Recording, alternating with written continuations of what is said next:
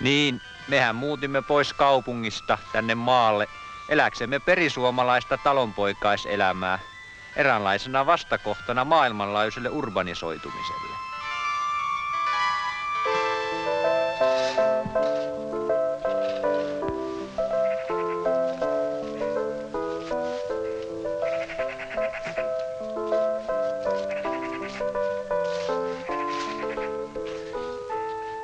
Tällä maaseudulla eksistoi vielä elämän aito humuspohja, ja täällä tajuaa, että omat juuret ovat syvällä maaseudun mullassa ja kiven alla.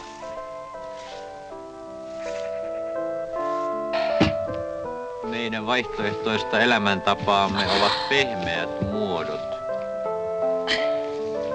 Uusiutuvia luonnonvaroja olemme opetelleet käyttämään ekologisesti terveesti, uusiutumattomia taas säästeliäästi.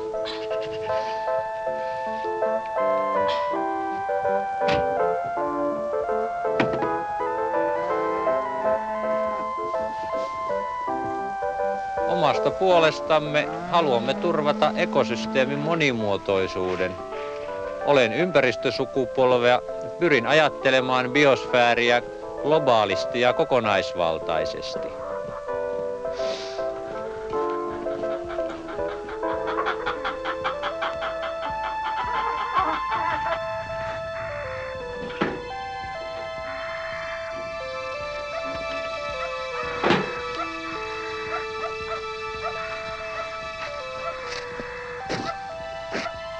Teollisuusyhteiskunnan stressaavan urbaanin elämänmuodon kontrastina on maalla asuminen oikeata sielun voiteluainetta. Täällä vallitsee ihmisen ja biosfäärin välillä sopusointu ja kauneus.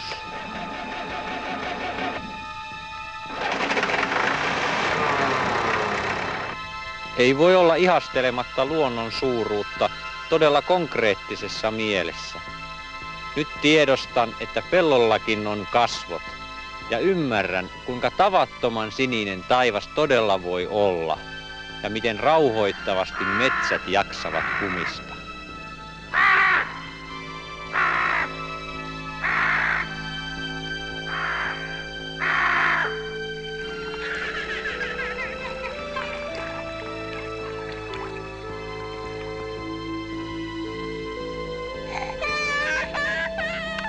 Kaupungissa Elsakin, siis vaimo, koki teollistuneen yhteiskunnan aiheuttamaa eriytyneisyyttä ja turhautumia, sielullista tyhjyyttä, mutta täällä ei sellaista ehdi edes ajatella.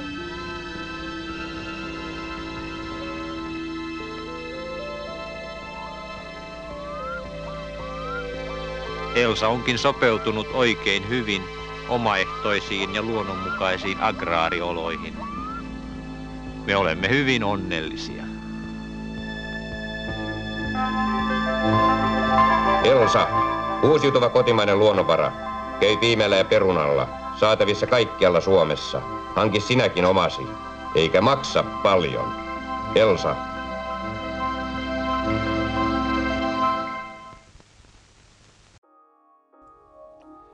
Uusi suomalainen elokuvantekijöiden sukupolvi teki läpimurtonsa Tampereella vuonna 1981 Kaurismäen veljesten ja Pauli Pentin elokuvalla Valehtelija, joka on kuvaus nuoren miehen vaelluksesta kesäisessä Helsingissä pääosissa Aki Kaurismäki ja Pirkko Hämäläinen.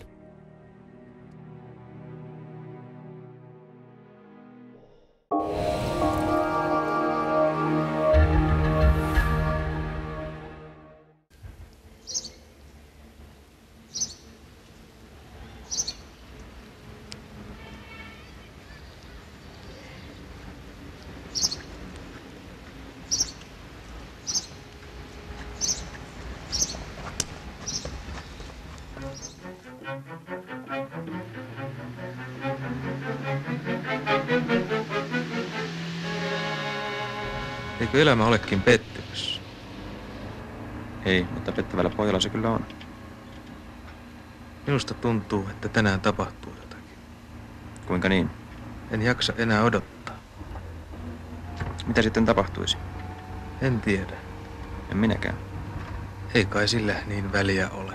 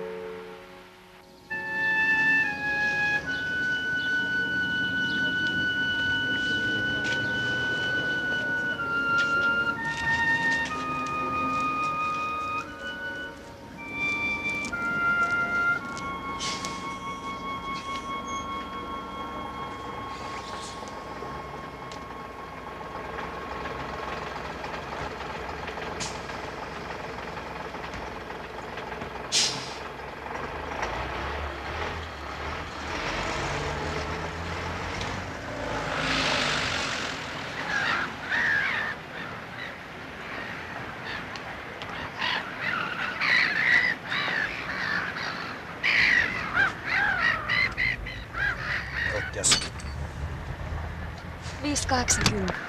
Oletko kuullut miehestä, joka nousi katuojasta? Hän jäi ruuhkapussin alle. Entä uskoisitko vilpittömyyteen, jos sanoisin, että sinä saat minut halveksimaan koko entistä elämää?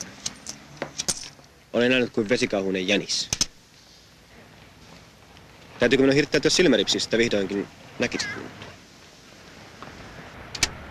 Mihin menemme illalla? Mä menen ainakin kotiin. Kenen kotiin? Omaan. No, mutta kenen omaan? Miehen ja mun. Kuinka surullista elämä onko? Koskaan harkinnut avioja? Ei koskaan. Muistatko naisen, joka paloitteli miehensä ja upotti hänet sementtiin? Hänkin rakasti miestä.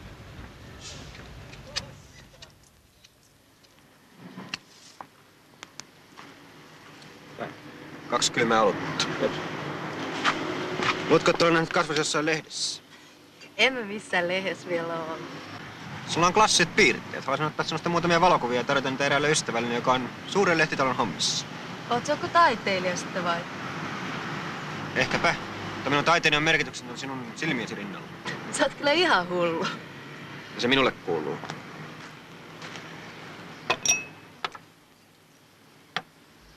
Näin, olkaa hyvä. 6.30. Minä olin matkalla pankkiin, mutta kun näin sinut täällä, unohdin kaiken. Voisiko sinä maksaa nämä, niin menemme sitten yhdessä?